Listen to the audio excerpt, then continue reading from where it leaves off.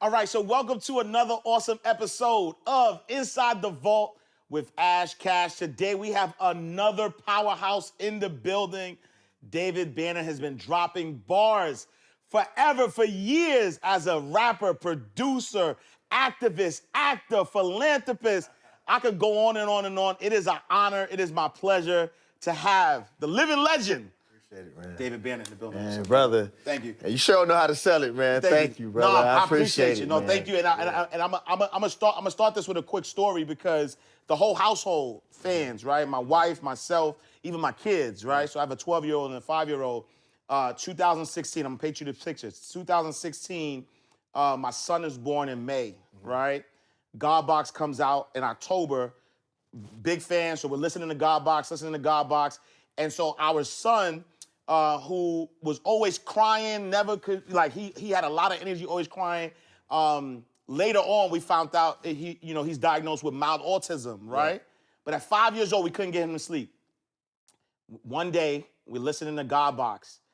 The outro, Wisdom Soleil, comes on. And I kid you not, I actually sent you a message. I'll show you so you know, right? I sent you a message on Instagram that I still have. And I said, we put it on quiet. Yeah. Well, the funny thing about that is Wisdom Soleil is a actual person. And she is, I actually call her Wizzy. You know what I'm saying? Yeah. She's that in real life. Yeah.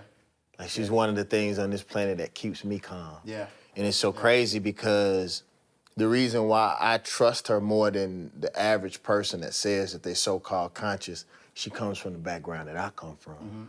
So, like, I saw the old her, like I saw videos of the old her and couldn't even believe that was her, you know? She's from Michigan. Wow, yeah, and so she get down for real. Right.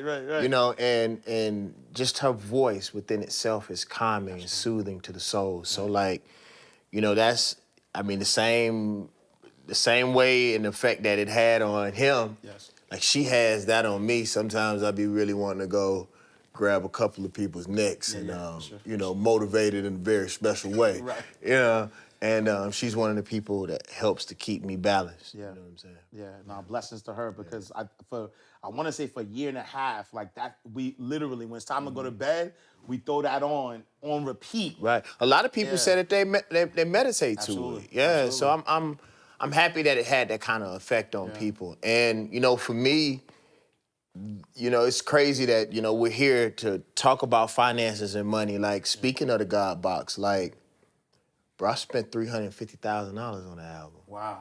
You know, and I hear a lot of people talking about hip hop. Yeah. You know what I'm saying?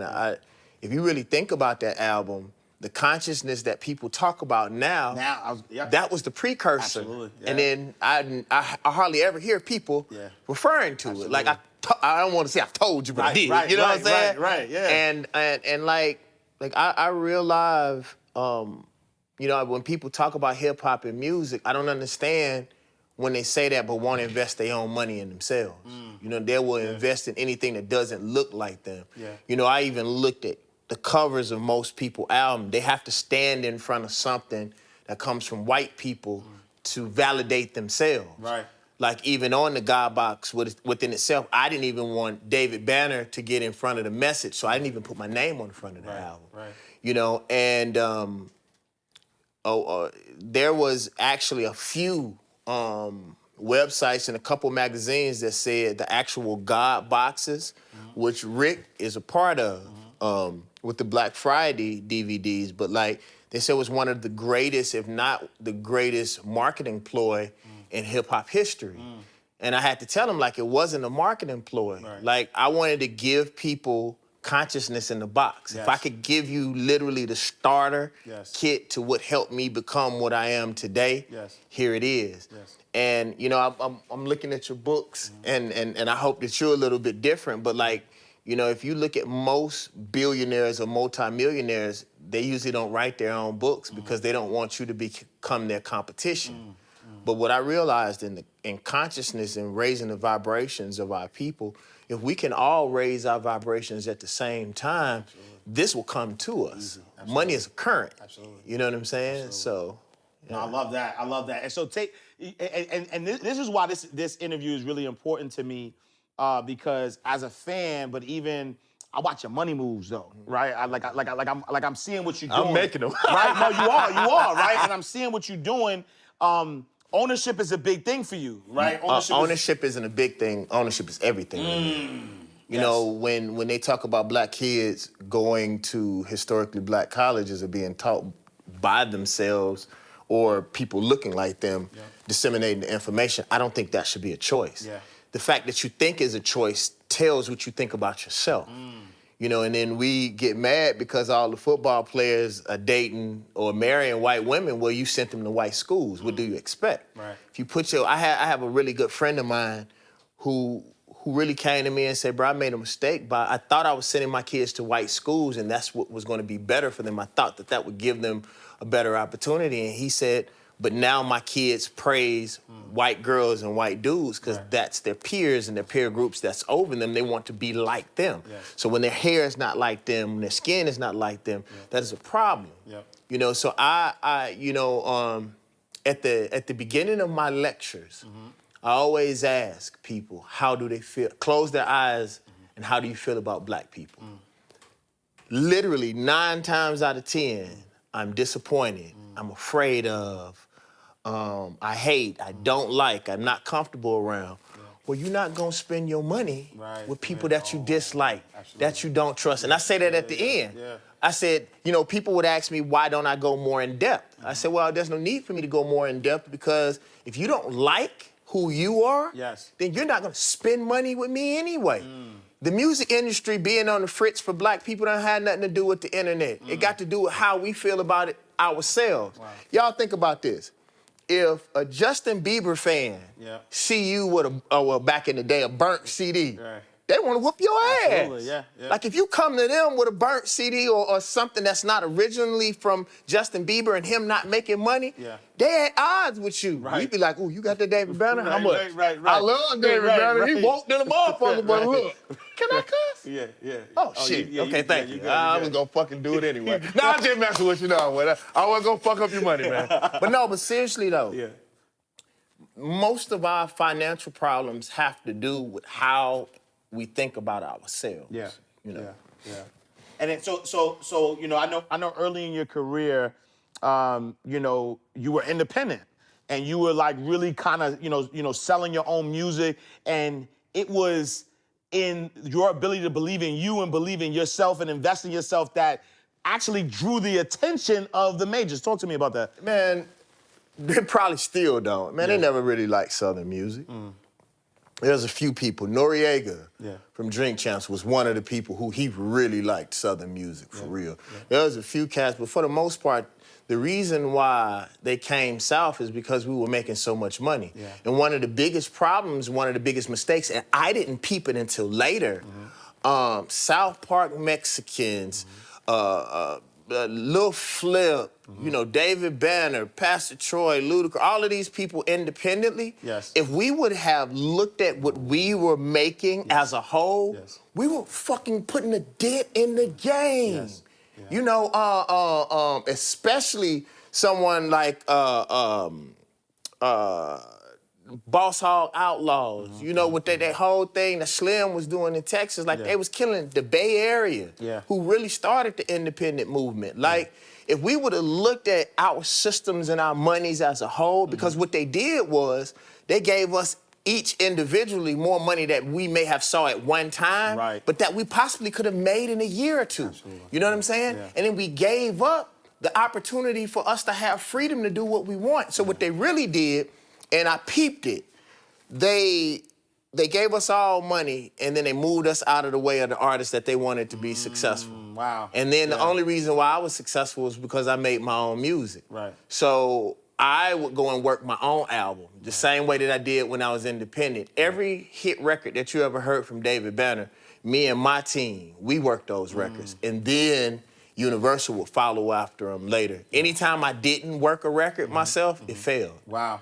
And then so, you know, so take us through that, right? So now, you know, you're working your own record, you believe in yourself, you're selling yourself, you know, you're selling your music yourself, and you become, you know, super successful from a music perspective.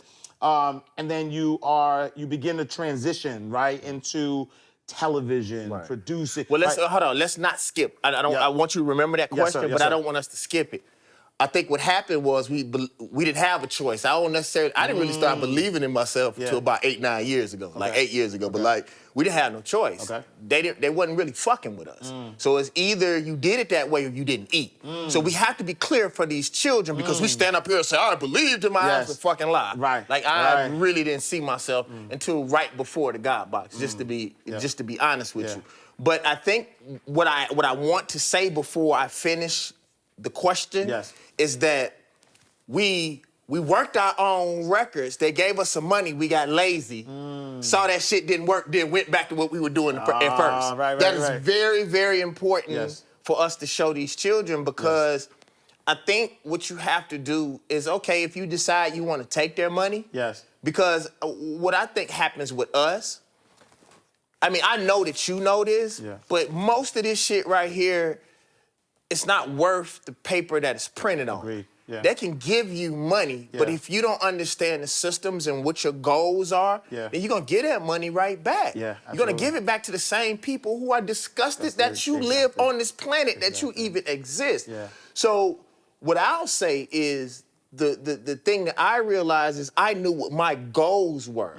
Like I asked, like when people come and work for me, I used to do this and we laughed about this.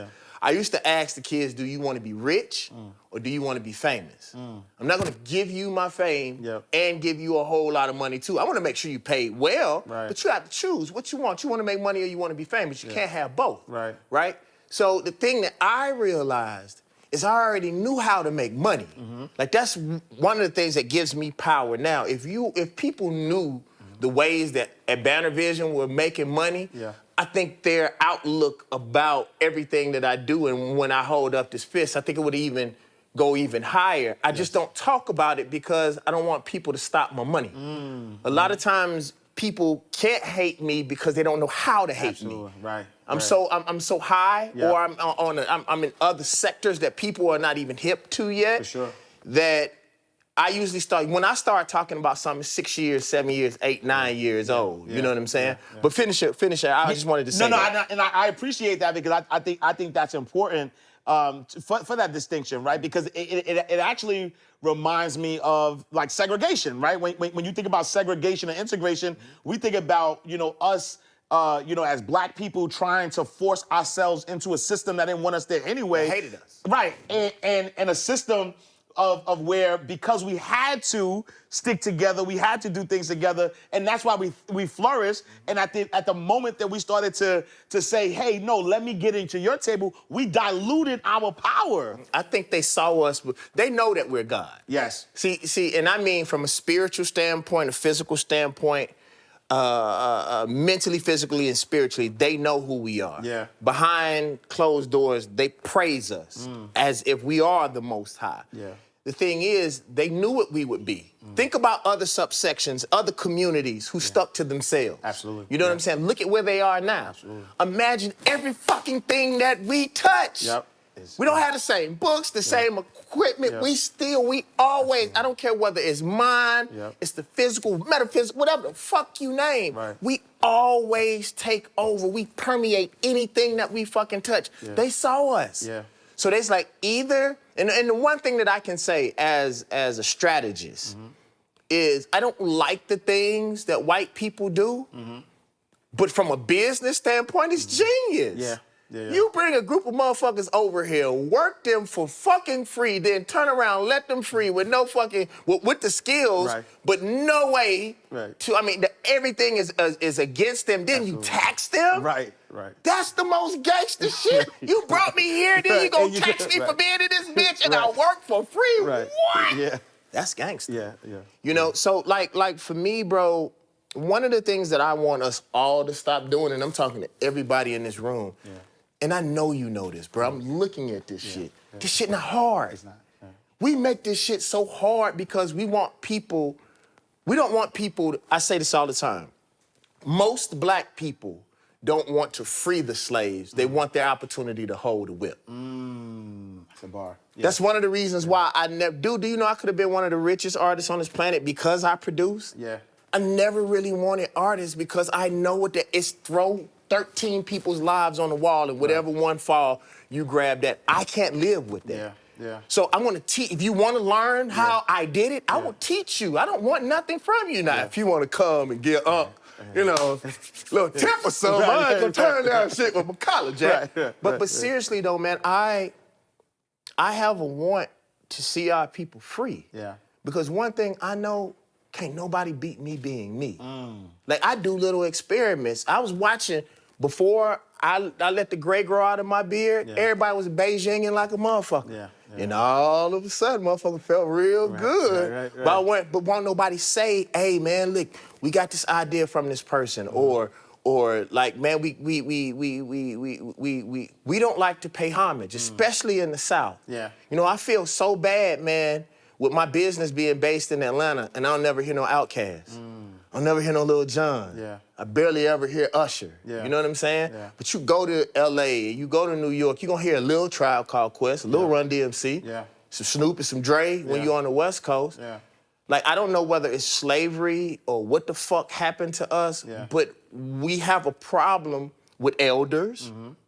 And if, regardless of what people think, we are an indigenous tribal people. Because I know it's this big thing of where are we from, and I think ain't nobody winning. That's the last argument we should have. But either way, we are a tribal people. And being an elder and paying homage to those who came before you is the utmost respect. It's the foundation of what we believe in, bro. So, you know, for me, I just think it's really important for us to show a way. The thing that hurts me the most is, bro, for the last 10 years, and Rick will tell everybody, I've given.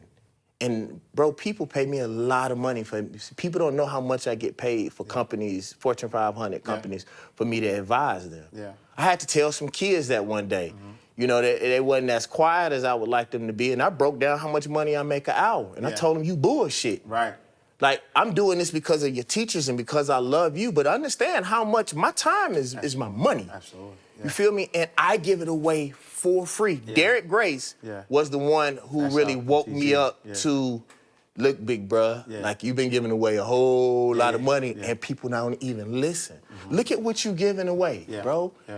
There should have been 30, 40, 50 millionaires just based on the game that you've given. For sure. You know what I'm saying? All we really got to do is fuck with each other. I'll give y'all an easy thing to do. If nothing else, act like white folks act. Act like Asians act. Fuck with yourself. You know, I'm watching all of this stuff happen politically in the world right now. I know we came here to talk about money, but it's all sides. Yeah, it's vibrations to me. It's like, you know, everybody talks about discrimination and death amongst their community, but they won't just say white men, old white men are the problem on this planet. Period. And so why don't everybody else just fuck with each other? Or like they do, just spin with each other, dog. Like you don't know, bro, you didn't have to do it, but I know based on this, you understand what it means for me to see that you've invested in me, bro. Like that shit. You know? Yeah. Okay, go ahead. No, I love it though. I appreciate you, brother. I love it. We can keep vibing. And so, but talk to me about that. Talk to me about you know, now this transition, because like you've done some major things with some major companies. You know, how did that happen first and foremost, and then what was that transition like? Okay, so I'll tell you this. There was a point in my life where I went through a really bad depression. And I literally thought I was one of the main reasons why black people were going to hell. I don't believe in hell physically, but I just mean, you know, in a really bad place, because I saw what they had done to hip hop. I watched them co-op hip hop, and through money, they motivate us. Because don't nobody make us do shit. But they motivate us to do certain things, and I really felt like I was one of those people. And I went into it knowing better. And I tell people that all the time, evil is not ugly. Evil is whatever you can't fast from. It feels fucking awesome. God is fasting. God is disciplined. God is saying no. Saying yes all the time is a demon, you know, if in the spiritual sense. But what happened with me is I just didn't like the hip hop industry no more. Yeah. But I wasn't gonna go back to live. I won't be broke no more. I'm spoiled. Yeah, yeah. I can't lie. And I don't even spend a lot of money. Yeah. But I gotta live a certain way. Yeah. You know? Yeah. And what people will laugh about is, okay, I'll do that, but then I'll go and sleep in the jungle somewhere, but that's by choice. You know? But I want to live a certain way. And I really think freedom is being able to take whatever you can imagine in the subconscious and bring it forth. And my mentor, Mr. Moody, who owns Moody Construction, he said that's what wealth is. He said, I may not be able to get 50% of the deal, but anything that comes to Atlanta, I can get at least 1% of it. He said, I might can get 100%. He said, but I can sit down at any table, any move that's being made in Atlanta, I can sit at the table. Shit. That's freedom. That's freedom. You know? Sure. That's all this is for, is to give you access. You feel me? So what happened with me was I had to find a way to continue to make the money that I was used to without me feeling like I was selling my soul. You know, and that's not an easy thing. Because I don't care what anybody says, to be able to accrue that amount of money and not be parasitic is a very hard thing to do. I'll debate anybody about it. I'm not saying that it's not impossible. For sure. But usually when you see these big companies like Disney, he never saw like what his children saw. Like he had the vision, he set it forth, but that usually takes generation to accrue the type of money that we say that we want. So I hear a lot of people popping off about saying that they want to be a billionaire, they're gonna be a billionaire, they're gonna be a billionaire. But who are you gonna hurt to do that? Like it's very hard to get that kind of money that fast without hurting somebody. You know what I'm saying? So for me, I just wanted to find a way for me to navigate through business. And what I decided to do is I read this book. It was called the what's the wealthiest man? The richest man in Babylon? The richest. No. Oh. But he same author. The wealthiest man. I forgot the name of the book. But I read the book and he had this system. And he said, as long as you can get 50%, that is fair. So what I do in my company, and this is something I've never said before anywhere else, I split it down the middle with the lawyers, with my staff. I don't give a fuck how much it is. Y'all can have 50%. But I'm taking home 50% if it's mine. And I think that that's more than fair, and that's what keeps me sane. I set up parameters to make sure that I don't end up doing fuck shit. And that's why, you know, a lot of people say, you know, some people say, you think your shit don't sink. No, I just stay on top of myself. So what I did was I went and found ways to make money with things that settled my spirit and soul. And this was funny. I did, and I think it was either Source or XXL. I think it was the Source. I'm almost sure it was the Source. They wrote this passage about this Gatorade commercial that I produced. And they said that, isn't it funny that you always wanted to be revolutionary and your most revolutionary piece of work came through a Gatorade commercial? So like I found ways to express myself. And I'll tell you a real secret. I am not Christian, but one thing that I do agree with that the Christians say that there is only one God. The Most High God, right? And we have a tendency to make these things our God, rap our gods, right? As soon as I stepped away from hip-hop music and totally let it go and say, I'm done with this shit, is right when it came back to my feet. And so there's power in release, there's power in surrender. And so where does that mindset, right? So we're inside the vault, which, you know, metaphorically, right? I'm trying to get inside the vault. Where does that mindset come from? So you know, this mindset that we are God, right? Talk to me about that. Well, I'll say one of the greatest things that helped me get into the mindset that I'm in now is failure. I think it's really important. We tell our children, or we teach our children, that when you fail or bad things are happening, that you're not in line with God. It's not the truth. I say this, and it's very simple. If God is doing this to you, all he or her or it is saying, dumbass, turn your head this way. Right. If you are not in line, do something different. Absolutely. That's God telling. If it don't feel right, fucking leave. Right. Like, I freak my staff out. If something don't feel right, I'd be like, appreciate it, Jack. I'm up. And I'm cool with it. Failure was one of the greatest things for me because you actually only learn in failure. Absolutely. Like, when stuff go good, you don't know if somebody liked you or, you know, whether, you know, Mr. Moody called somebody and I didn't know. You don't know what happened when stuff goes the way you wanted to go. And you can't duplicate that. But failures are roadmaps to tell you where not to go. You know what I'm saying? So even if you don't know the exact right way to go, you know not to go down them 56 ways, you know what I'm saying? If you fail 56 times. So for me, failure was one of the greatest things. As far as my God mindset, it was just reading and understanding my history. You know, and for some reason, we think that our competition, people who have historically oppressed us or tried to oppress us, is going to give us right knowledge and the right way to go. That don't even make sense. Like, I don't know why when we think outside of ourselves, things are very simple. And whether you're selling guns or butter, basically the templates and the foundations of everything is about the same way. You sell shit the same way. You know what I'm saying? So if you in competition with somebody on the street, that motherfucker ain't gonna help you. Why the fuck do we think white folks gonna help us? They not. It doesn't even make sense for them to. Absolutely. When they do, I'm actually scared. Like, man, what the fuck going on? Last time they did that, we was on the motherfucking boat, Jack. I don't go on boats to this day. Fuck that shit. Fuck a cruise. I'm not joking. Fuck a cruise. But no, seriously, man, when I started researching and seeing myself, man, and I understand why they hate us. We are the spoiled children of God.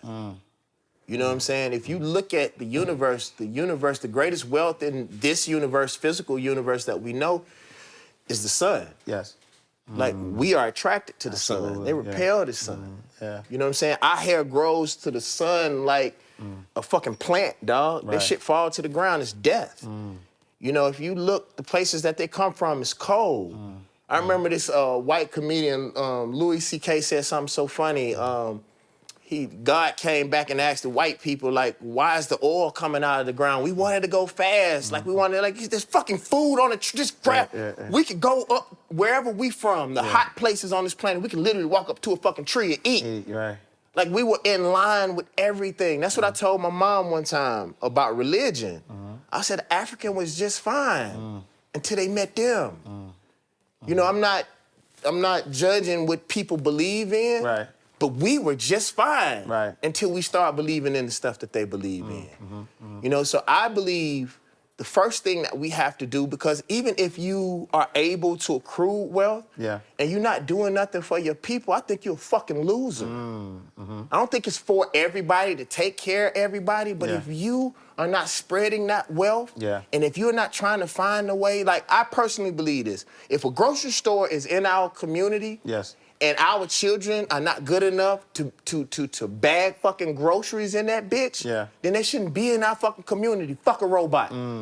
We shouldn't shop in that motherfucker if our children can't work in that bitch. You know, when one of the big things that I said that I wanted to do with my movie company is I wanted to have a 33.3% everything rule. Like, if I'm shooting a film in Georgia, I mean, actors, grips, hair, whatever the fuck, 33.3% of them had to be from Georgia or have a Georgia driver's license. Because people come to the places that we are from and we allow them to suck us dry. So, like, as it pertains to me, what I was trying to tell you is, like, when I go to different schools and I ask kids, like, how many people in here want to be a millionaire? How many people want to be a billionaire? 90% of the people raise their hand. And then I ask them, why do you want to be a multimillionaire? And 90% of them say, for me, my mom, and my friends. It's me. I want to be a billionaire because I want to build communities. I want to be a billionaire because I want to own water, electricity. I don't think that we can be free as a people unless we invest in things that sustain life. Absolutely. Yeah. We got a lot of motherfucking places where we can bury black folks, Right. but we don't have no fucking hospitals, no organic grocery stores. Yep. One of the things that, one of the ways I think that we as Southerners failed black people is that our kids don't even like to touch the dirt no more. Like we should be the farmers. Right. Like our homeboys up in the Midwest, they need to go grab them factories. Right. You know what I'm saying? Right. Like the Arabs are doing in Detroit. Yeah. You know what I'm saying? We need to get all that, open up manufacturing plants again. Yeah. Shit, I'm actually, I'll talk to you off camera about this, but like I'm actually about to pull some moves that motherfuckers gonna be like, yo, like how that happened? Like it's literally from that mindset. So I wanna be a billionaire, not so much so I can have a whole bunch of money, because to be honest with you, I thought about something today.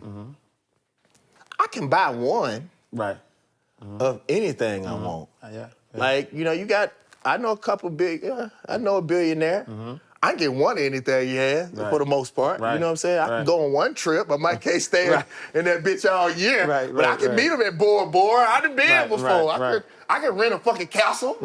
3 days. You know what I'm talking about? But no, I'm serious, man. Like, I think we get these parasitic goals, because like I have to be honest with you, bro, and because of the people that's around, like you got people around that are close to me, so I feel a little bit more open to talk. About a week ago, man, I was just telling Rick this outside, man. I'm tired as fuck, bro. Like I'm close to being burnt out, man. And my mentor, Mr. Moody, told me, he said, son, you running from something. Like you work like some people use drugs. You know what I'm saying? Like everybody has their vice, and working is mine. But I don't even have no children. Like why in the fuck do I work this hard? Like I no bullshit, bro. All of my initial goals that I ever had in life, I did them all by 33, 34. And like that's one of the things that caused my depression, because nobody had ever taught me to recalibrate my goals. You know? Well, that's a lot, right? That's powerful. That's a lot. And so, I guess this leads me into sort of like activism and politics, right? Because I know you're big on doing for self, right? And what part do you believe, or first of all, where does your activism come from, right? And then what part does politics have to play in that? I don't know, man. I was wishing that you'd asked me that question, because I'm in a real bad place right now with activism, because people don't listen. You can tell them, but if they don't listen, it don't fucking matter. And then I realized, shit, man, I'm dope, but I ain't nowhere close to Marcus Garvey, and they didn't listen to Marcus Garvey. They didn't fucking listen to Malcolm. You know what I'm saying? We have great leaders right now. People just don't fucking listen. People want Jesus. You have to do for yourself. They want a white dude to come out of the sky, and if they're a little woke, he could be black with locks. But they want somebody else to come out the sky and do it for them. And what I'm starting to realize is that activism is being able to feed people. When I went to the great continent, I thought people were Muslim or Christian because of God. They were not Muslim or Christian because of God. Those were the conquerors. Those were the people who had the resources. People didn't find God or Allah through the right ways. They got their ass beat. And people took water and resources. Like, that's real revolution, is acquiring land, water. Like, a lot of people get mad at me because I'm not rah-rah and jumping up and down saying fuck crackers. Like, I was in that stage, but now I want to be, like, the greatest thing that ever happened to me was for me to be able to feed a family. You know what I'm saying? I never forget one time when I was working with Katrina, and I was doing a song with Jim Jones, and Jim Jones said, "Man, you look like shit." Like I was just in the waters of Katrina. He said, "You know the difference between you and Jay-Z?" He said, "I saw you on BET giving away 80 pairs of shoes, or your own shoes." He said, "That was admirable." He said, "But Jay-Z will make one call and get 100,000 pair, 10,000 pair, without having to put his life on the line." So like I'm just now understanding what Jim was trying to say. I think Jim gave it to me in my face so much, and I was in so much pain, and I was depressed at the time. I couldn't hear what he was saying. What he was basically saying was the same thing Andre 3000 mother tried to tell me, rest in peace. Like, use your stardom. Use your stardom, not your physical self. We want to be martyrs, because that's all we've ever seen. The best thing that you can do for your people is get successful. Feed motherfuckers. Very wise man, I wish I could remember his name. He said, you can't lead the people unless you can feed the people. So my revolution looks a little bit different now. Yeah, absolutely. Because I watched the people that I love the most die. And people move on the next fucking day. Absolutely, yeah. You know. Yeah, and I feel that, and I you know, I'm happy I asked that question, because that answer is real, because I've seen that transition, right? So like, as a fan, like, I remember, but before the shit hit the fan, you know, you were really like trying to warn us. You was I was ready to go give it all. Nah, you was ready. You was ready. But then when the shit hit the fan, it's like, I told you already. No, motherfuckers will leave you, dog. Yeah. Bro, I almost died last year, bro. Like, people didn't give a fuck. Wow. And they don't even, they don't mean bad. Yeah. But people want you to do it. Yeah. And they'll sit back and watch you die, and they won't come help you. Wow. I watched that happen to my friends. Yeah.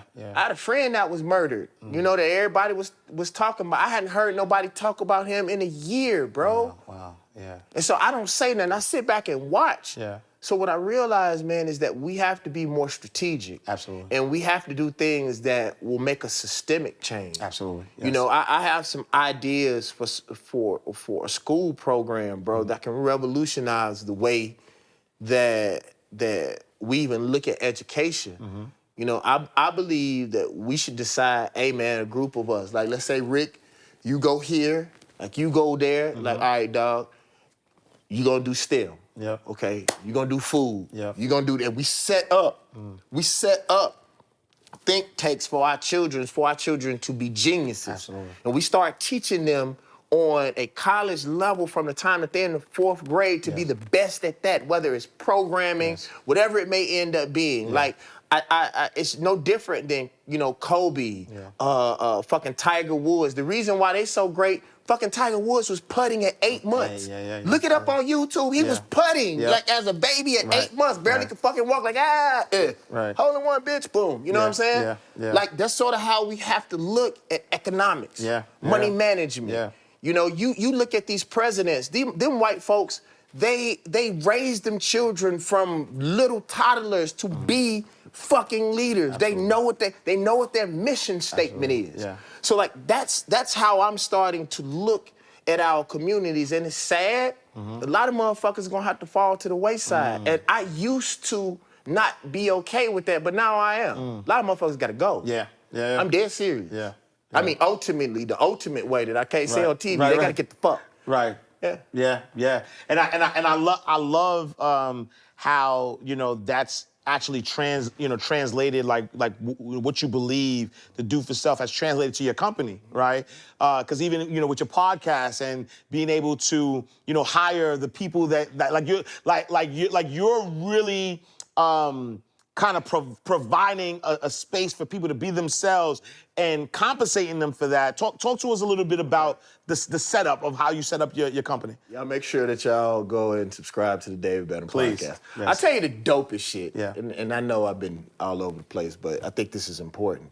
We didn't like the split that the advertisers were giving us, because I pay for everything. Like, be clear. This year, actually, I own all the cameras, everything, bro. And like, all of the people that come to my show, they are my friends, or I produce for them. So like, dude, all y'all doing is bringing the advertisers. Like, dude, like, get a percentage, but the percentages that they were talking about, it didn't reflect what I was bringing to the table. Like, y'all ain't got to do shit for me. Nothing. Just bring your advertisers, right? And then Curtis, that owns Patchwork, he was like, bro, and Wallow. Wallow called me, and Wallow was like, bro, He literally is one of the few black men, he gave me like $1 million worth of game for real. For real, right. Like right, for right, real. Like right. he sat down and taught me. Yeah. And so we went and created an advertising agency and started collecting and going to black businesses, because what he said, he's like, Banner, people love you. Absolutely. There's people who just really want to fuck with you. They may not even need advertisement like that. And sure enough, you know, one of the guys that I helped early in the game, man, he came and bought all of my advertisement for the year. He said, because you helped me, you know, you Business Bully. Y'all check him out, Business Bully. He came and bought all the advertisement for the year. And I was like, yo, actually, we got to find a way to open this shit up. It ain't enough money-making platform. I'm gonna have to find different ways to make money. But one of the things that I realized is that I wanted to employ people who I knew had the talent. Regina, for example, who works with me. She may not be the biggest reason why Atlanta is where it is. She had something to do with it. Like she had something, and I never hear people, maybe a few people talk about how much she helped people. You know, the groups that she was involved in. And I told her, I said, I can't pay you what you're worth now, but come and work for me. I'm gonna make sure that people know your name. And what I do in my company is I give people multiple ways. Like if you come up with ideas, I'll fund it, and then I'll give you percentages of it. You know what I'm saying? So there's 4 or 5 different ways that you can make money in my company, where in some ways, if you get your hustle on, you may make more money than you ever could, but just having a stagnant position. You know what I'm saying? So that was the thing that I decided to do. And so there's this you know, money myth that says more money, more problems, right? Or I wouldn't even say it's a money myth, but there's this, you know, the saying, more money, more problems. What's your thoughts on that? Who said that shit? Yeah. It's a catchy song. Yeah. I like them problems. Fuck that. Right. What I'll say is that this is what I will tell people. Money doesn't take away the pain. But shit, I'd rather be in a comfortable ass house with lights and you know, nice car and you know, nice little something warm laying next to me, maybe because of the residual things that I do. But seriously though, like this is a painful thing to say, but most people's problems are the way that they think. And you know, I have some people that I love dearly that I won't give a dime to no more, because I literally could give them $1 million, and in 3 months they'll find a way to fuck it up. You know what I'm saying? It's the mindset. It's the mindset, absolutely. The money isn't the problem. Because if you was a dickhead when you was broke, most times people are exactly who they were. When they got money, they just couldn't afford to be an asshole. You know what I'm saying? They had to keep, you know, their relationships. It's not the money, man. But what I will say is that, and I thank Mr. Moody for this. I know what every dime of my money is. I keep an old school ledger. I don't do Cash App. A very wise man told me, he said, if you make it hard for you to get your money, it'll damn sure be hard for other people to get your money. So people know if they come to me, it's a process. Even if I want to give you some money, like you got to get off your ass and come see me. You got to come to the bank. Like my employees trip on that all the time. You still writing them checks? Hell yes. I work so fucking hard. I realize, and I know this is fucked up, y'all. I need the emotional, like just that little smile at you when you give a motherfucker that check. I need that. I'm paying for that. I'm not even bullshitting you. Now, I usually go inward, but I actually got to say, I need that. Motherfucker smirk. Hell, be happy, motherfucker. I need to see, I gave you a bonus. I gave you a bonus. Hug me, motherfucker. I'm dead serious. No, but like literally, dude, like, Mr. Moody and his wife have trained me to the point where I can feel my money. Like I even know, he told me something that was so powerful, man, and I hope that this helps y'all as much as it helps me. I was tweaking because I had too many white spaces on my calendar. And he looked at me, right? I guess he saw the anxiety in my face. He was like, son, don't trip on the white spaces. He said, just make the black spaces mean more. Ooh, that's a bar. So I stopped trying to do every deal. Yeah. And just because what I really, man, please keep this part on here, bro. Yeah. I just learned this, and it has changed my whole entire fucking life.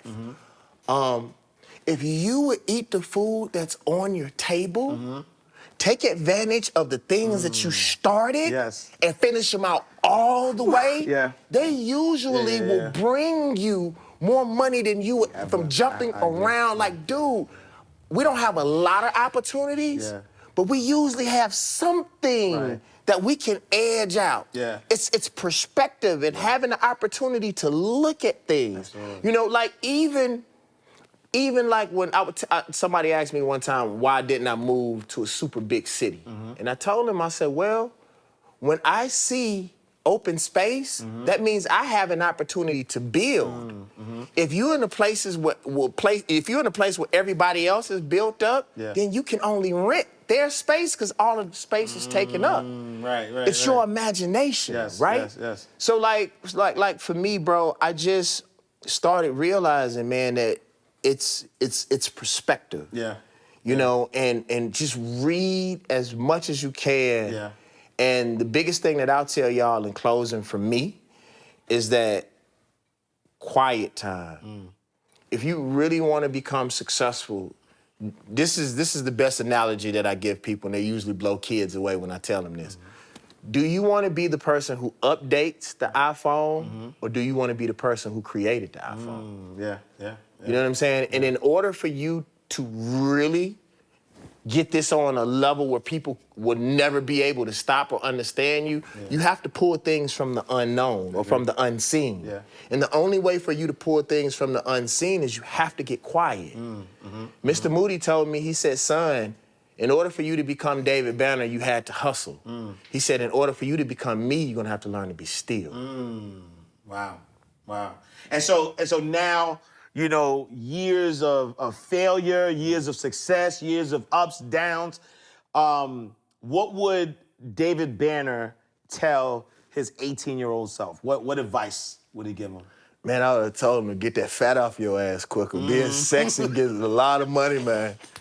Man, get the pectoral muscles, man. Get your shit together. Clean that bullshit up, man. Nah, take better care of your body. I'll be honest with you. When people ask me that question, bro, again, the mistakes are where you learn. I wouldn't tell me nothing. I would just probably say be kinder to yourself. Like, I'm really hard on myself. I'm really hard on my body. Everything that I do, I go hard. I did. What's your ulterior name? Ken? Him? Yeah. Oh, no, I used to compete against Kid. That was actually pretty Kid. Okay. From Atlanta. I was actually fucking with Kid. But what I was saying is that there's this new song that just came out. It's called You Ain't the Problem. And I heard that man sing that, and it made my spirit feel better, because America makes black folks, or the descendants of Africans, or whatever you believe that you are, they make us feel like we the problem. And most of the problems with this place were here before us. And they were because of other people, and we are blamed for it. The system is set up for us to fail. So, like, we keep fucking up, and we think we are the problem, and we're not. I would have told my younger self, it's not that bad. It's funny, damn it. I know I keep going back to Mr. Moody, but that man changed. Fast out to Mr. Moody, because mentorship is important. He changed my life. And one thing I'll tell you about mentorship, people always ask you, it's so hard to get mentors. Well, what makes you qualified for them to spend time on you? Say that again. Like, you have to have something that make them feel like their expensive time is worth fucking with you. It's a million people want to fuck with you. I probably wouldn't fuck with you either. You know what I'm saying? What are you doing? Like, people think that somebody owes them something. You feel what I'm saying? No bullshit. I used to take out, if he asked me, I used to take out Mr. Moody garbage. And I was a millionaire. Whatever I need to do to get that information, without, selling my soul or my manhood or what I believe in spiritually, that is the line. But, man, shit, he's still, to this day, I'm garbage getting full. Shit, I'm dead serious. I'm on my way, sir. But honestly, it was just really, man. He told me, he was like, man, like, you gotta slow down. You got to take better care of yourself. I'll tell y'all one more personal thing about that. I had just finished doing this commercial, and if y'all want to see some of the secret things I do, go to abannervision.com.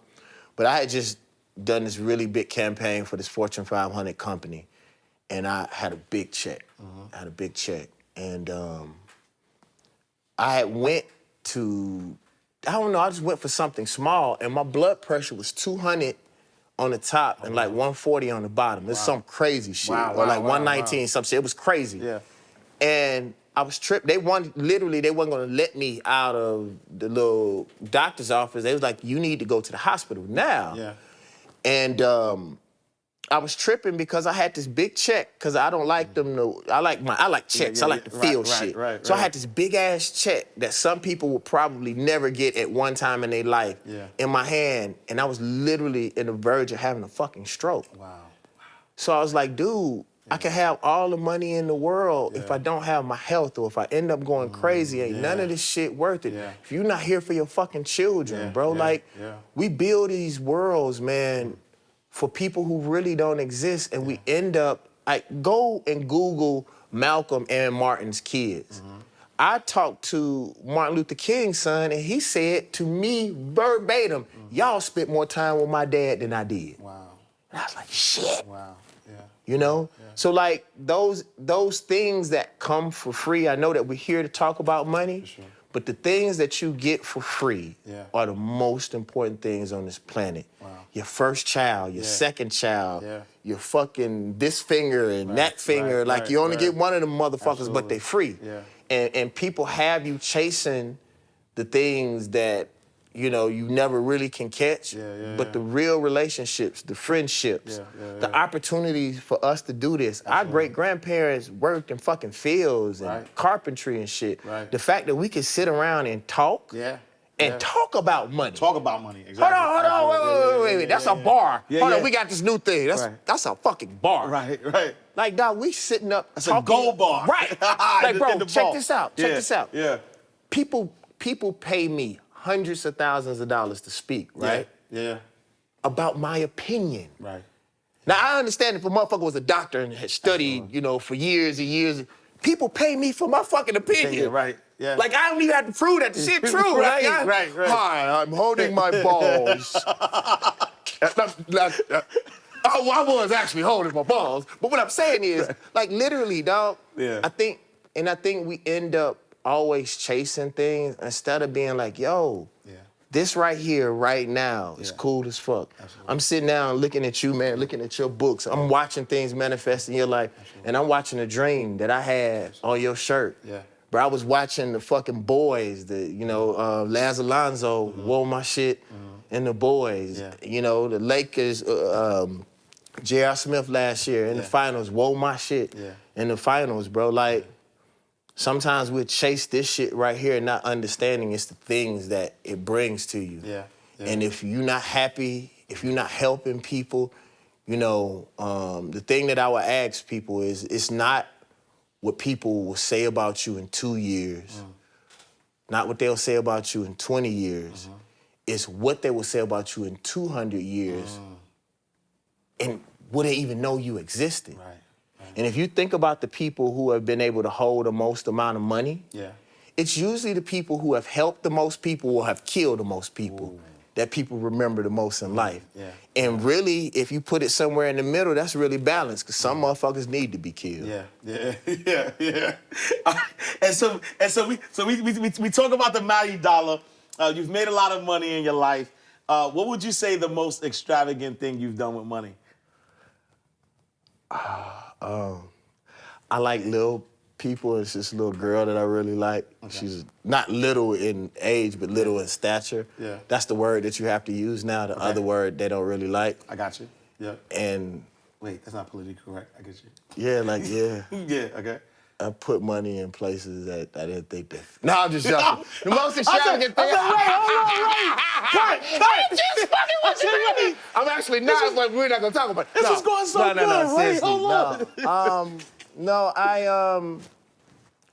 Man, I actually think, man, just to be able to help people, man, is the most amazing thing, man.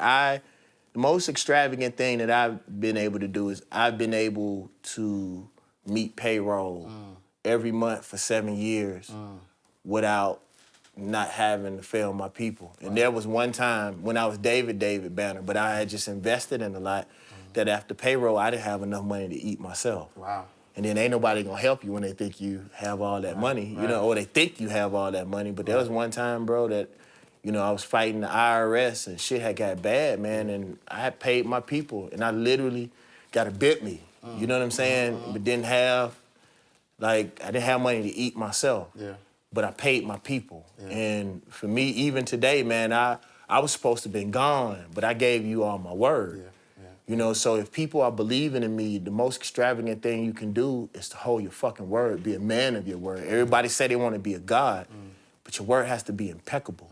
And if people believe in you, you know, one of the things I hate is all these motherfuckers want to be, you know, rappers and they want to be heads of labels and they could get all these, they could like buy all these white folks cars and all that extravagant shit, but you can't pay your fucking staff. You don't want to pay me for a fucking beat? That's whack shit to me. Yeah. The most extravagant shit you can do is be impeccable about your word and take care of your people. Yeah, I love it, love it. And I guess that goes hand in hand, because the next question was, what's the most impactful thing you've done with money? But I kind of feel like that goes hand in hand, or is there a different? I don't know. I fucked up a lot of money, man. Yeah. But, you know, I think the most impactful thing that I tell you what it was. One of the things that motivated me to be the type of man that I am is my grandmother used to clean up white folks' houses. And I hated that shit as a child. Even before I became conscious. Like, I hated that shit with my whole being, right? So my grandmother would go to Chicago every summer, right? So when she went to Chicago, I tore down her house because I knew she wouldn't move nowhere.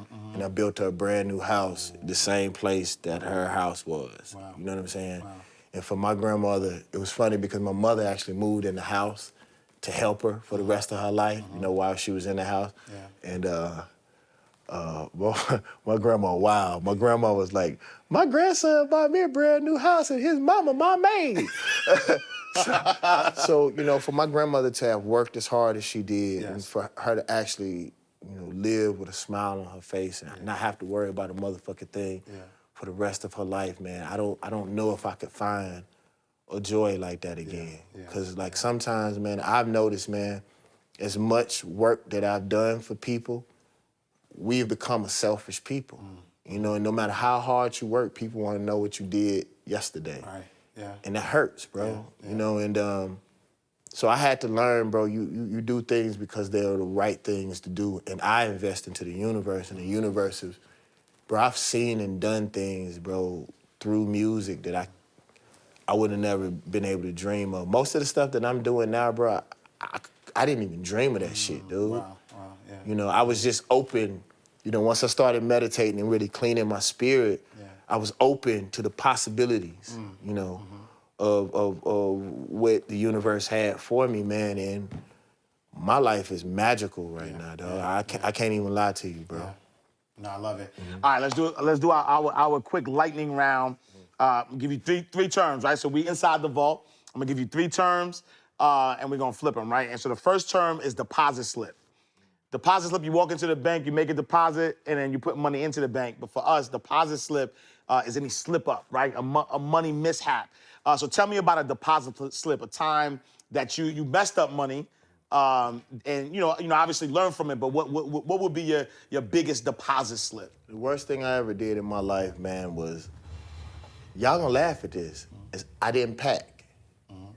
So, like, most of my money as a rapper went from buying, like, and I would have been better buying jewelry and the shit other rappers would have, but I didn't pack. Like, so everywhere I would go, I would just, like, step on a tour bus and, like, I'd buy, like, some Levi's, you know, some 3-stripe Adidas or whatever, and a hoodie or whatever.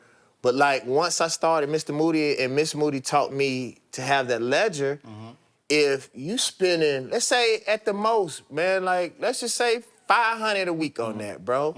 Times 4, times 12. You feel what I'm saying? When we know it's a whole lot more than that. We ain't talking about toothpaste. We ain't talking about, like, not even just packing a fucking bag. Right. We, you know, buying chips every fucking day. You know, buying weed every fucking day. If you would start taking those small things that we do in our lives, how much we giving Coke, just as an individual. I ain't talking about the one up your nose. I'm talking about the Coke you drink. Like, it was those things that taught me. You know, Scott Parker, his father taught me. His father, I think, never made more. I think he said, if I'm right, he never made more than $8 an hour. But that man was a millionaire. He became a millionaire because he saved every dime. He was in the Army. His dad is like I think 87. He was in the Army. He stayed in the barracks. Like his whole term in the Army, he stayed in the barracks. Right? Because he just stacked his money. He paid himself first. My deposit slip up, man, was just not keeping track of money. Mr. Moody said that you can get rich by mistake, but in order to become wealthy, you must have a plan. If you don't know where your money is going out, if you don't know what rate is going out, you don't even know what you need to make that come back. You don't even know what the flip is. You feel what I'm saying? So it's just, that was my slip up. Just letting my money bleed away. All right, let's talk canceled check, right? So a canceled check, there's no money in the account. I don't know nothing about that. No, exactly. Right. That's why we're gonna flip it. That's why we're gonna flip it, right? We're gonna flip it. For us, a canceled check is, you know, people or mindsets that you had to cancel on your journey. So what type of people or mindsets did you have to cancel on your journey? First of all, I want to tell you something, bro. I'm really proud of you all. Thank you. I was supposed to have been gone a long time ago. I'm actually late for what I'm supposed to be doing, but I've enjoyed y'all so much, man. Thank you, D. For coming, man. This is actually really, really dope. I needed this. I was tired as fuck. I just got off the highway, and this is actually really fucking refreshing. Right. Okay, all right. So I appreciate you, brother. Mindset. All right. Hungry people. So I tripped a kid out one time. He was like, "David Banner, I'm hungry, man. You should hire me." And I told him, I said, "I don't fuck with hungry people." And he said, "Why?" I said, "For the right price, you'll eat me." Ooh. You know what I'm saying? I had to, I started dealing with people who I wasn't their only means of life. That they had other things going on for themselves, so I wasn't the all be all. Because what happened then is they end up wanting to kill you or hurt you because so many people have expectations of you that they don't even tell you. Like, there was a dude who was around me that was a rapper, didn't even tell me he was a rapper. I may would have helped him, but like, man, you ain't even helped me. I didn't even know you rap. And then he was like, "I didn't tell you, did I?" Like, no, you didn't fucking tell me. How the fuck would I know? Like, so like, I like to know what people's expectations are. And I always tell them to just be honest with me, because I may help you. You know, so just, because hunger turns into greed, and then greed turns into deceit. Then that shit turns into murder and theft and all kind of shit, man. I just try to stay away from that making this God. Making this God. Last but not least, we want to respect your time. Last but not least, trust account, right? So what mindset or people or things that are in that trust account, that account that, you know what, because of this helps me become or stay who I am. I draw a line. You know, a wise man told me when I went to LA, he said, draw your line. Because if you don't, people will have you all the way down the street. Like, what won't you do for money? That's the thing that you need to actually write that down. Like, I'm not going to cross this line. There's certain roles that I just won't play.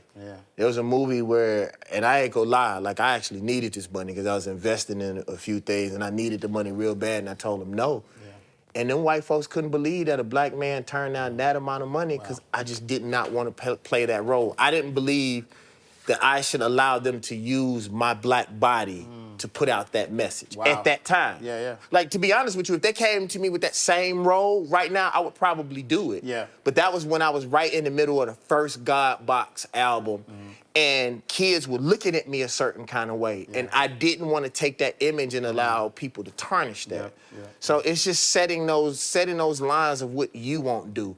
And the thing that I'll say, it's not the shit that people will see. Right. I'm talking about the shit when you by yourself. Like, come on, man, you know that. Yeah, you remember, I'll give you an example. yeah. Y'all remember on Purple Rain when Morris Day said, "How's the family?" And Prince Dad had just died. And he went and set up on the wall. Was like, fuck, I shouldn't have said that shit. That's what I'm talking about. Right. That's the shit. I never forget this, man. It was two dudes, man, when I was young. I'd never seen them apart. I'd never seen one without the other. I'd never seen two dudes this type before. They got into a fight, and one of them knocked the other one out and drug his ass to the hospital.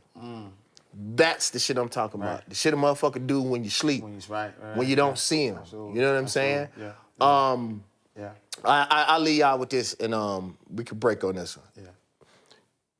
T.I., he was doing a movie, and he didn't know I was really tight with somebody on set, right? And they asked him a question, and they asked him, like, when you want to know something, who do you call? He said, I call David Banner. He was in front of some of the most influential people, like, in the movie game. He could have said, like, he has access to Farrakhan, the minister. He probably got Obama on his line, bro, if he want to. But he said that to them people. And then there was another situation where somebody said, "Hey, David Banner," and Tip, they said he didn't even look up. He said, "Just so you know, that's my homie." Right. Like, whatever the fuck you gonna say, you need to make sure that shit right. Yeah. And that's the kind of shit that I'm talking about that matters. Like, we gotta hold each other down when we don't see it. Absolutely. You know, and I thank y'all, man. I'm really proud of setup, man. I'm proud of y'all shooting here, because my people are investing in this, and it's very important for us to spend with each other, man. And thank you for letting me come on and talk my shit. You don't even understand, man. What you've done, man. I man, appreciate you, brother. Easy. Thank you. I know people know where to find you, but where can the people find you? Just anywhere you want to go, David Banner. But the most important thing is davidbanner.com. Go and buy something from the site. Buy merch, support. Please support. The God Box 2. I always forget about that. New album about to come out. I get on here and talk my shit, don't sell my shit. This is what, we got to throw that shit up. No, the God Box 2 is about to come out. Check out the podcast. We are about to start shooting our own films and some other type of mass media that I don't want to talk about now. I only ask one thing, man. Fuck with us. Like spend that bread with us, man. And one of the things that I'll say, man, is that so many people that we invest in, they take our money away from our communities, man. And even you all shooting here show me where y'all mindset is, and I'm appreciative. Just fuck with each other, and if I give you reason not to fuck with me, then stop fucking with me. Yo, there you have it. The legend, the living legend himself, David Banner. We appreciate y'all for tapping in. We are closing the vault. Make sure you tap in, tune in for the next episode of Inside the Vault with Ash Cash. I appreciate y'all. See y'all next time, same place. In God's will. Peace.